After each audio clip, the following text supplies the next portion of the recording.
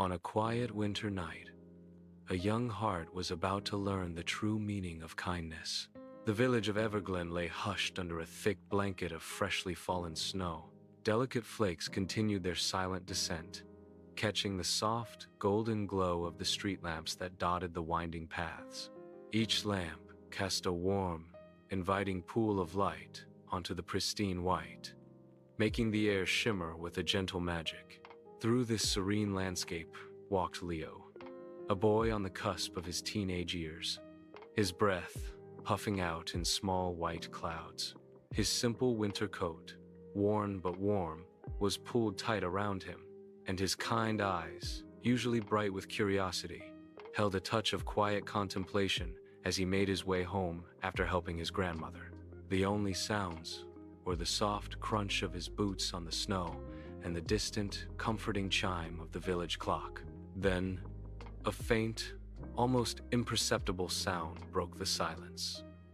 A tiny, fragile whimper carried on the crisp night air, a sound that seemed too small for the vast, cold world around it. Leo paused, his head tilting slightly. He looked around, his gaze sweeping across the snow-laden branches and the silent, sleeping houses. The sound came again, a little louder this time, a plea almost, that tugged at something deep within him. It wasn't a sound of danger, but of profound vulnerability.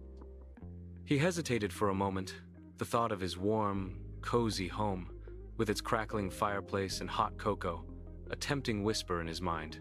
The wind, though gentle, had begun to pick up, rustling through the bare branches of the ancient oak trees at the edge of the village, sending shivers down his spine. But the whimper, so small and desperate, held him captive. He knew he couldn't simply walk away. His kind heart, always quick to respond to distress, urged him forward, past the last glowing street lamp and towards the darker, quieter edge of the woods. Pushing aside a low-hanging, snow-covered pine branch, Leo peered into the shadows. There, huddled against the gnarled roots of an old tree, was a tiny creature. It was a baby Arctic fox, its fur a pristine white, almost invisible against the snow, but its small body was trembling violently. Its eyes, wide and dark, reflected the faint light from the village, filled with a fear that melted Leo's momentary hesitation.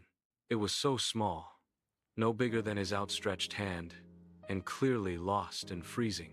A wave of profound compassion washed over him. He knelt slowly, carefully, extending a gloved hand. The little fox flinched, its tiny nose twitching, but it didn't run. Leo spoke in a soft, reassuring voice, the kind he used when comforting his grandmother's old cat.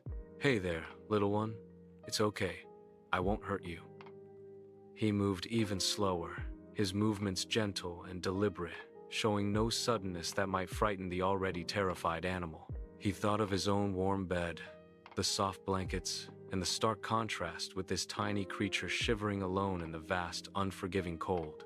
He knew he had to do something, anything, to help. With utmost care, Leo took off the thick wool scarf from around his neck, his favorite, knitted by his grandmother, imbued with the scent of home and warmth. He gently, ever so gently, wrapped the shivering fox in its soft folds, creating a tiny, makeshift cocoon.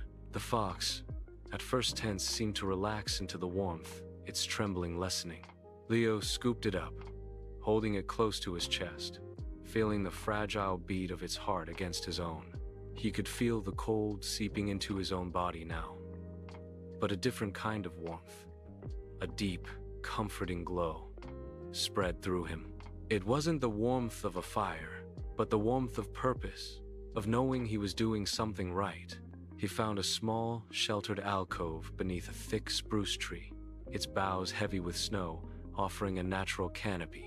He sat down, pulling the fox closer, sharing his own body heat.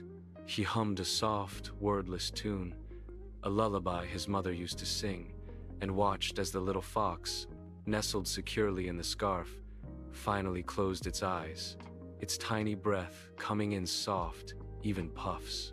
A soft, ethereal glow seemed to emanate from around them, a quiet, hopeful light that pushed back against the encroaching darkness of the winter night. A silent promise of comfort and safety.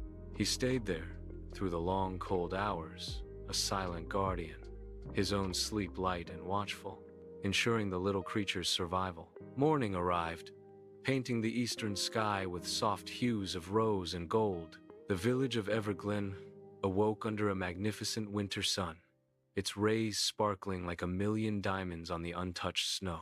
Leo, stiff but resolute, watched as the little fox stirred in his scarf, its eyes now bright and alert. He carefully unwrapped it, placing it gently on the snow. The fox stretched, then looked up at him, a silent moment of connection passing between them. Just then, a rustle in the nearby thicket caught Leo's attention. A larger Arctic fox, its fur a brilliant white, emerged cautiously, its eyes scanning the area with an anxious intensity. It was the mother, undoubtedly searching for her lost kit. The little fox, seeing its parent, let out a joyful yip and bounded towards her. The reunion was swift and tender, a silent dance of relief and love. The mother fox nudged her baby, then turned her head towards Leo, her gaze holding a knowing gratitude before they both disappeared into the snowy woods. Leo watched them go, a quiet smile gracing his lips. He stood up, brushed the snow from his coat, and began his walk home. The cold still nipped at his cheeks, but his heart felt incredibly light, filled with a warmth that no fire could ever replicate. He knew he had made a difference, a small act that had brought immense joy and safety.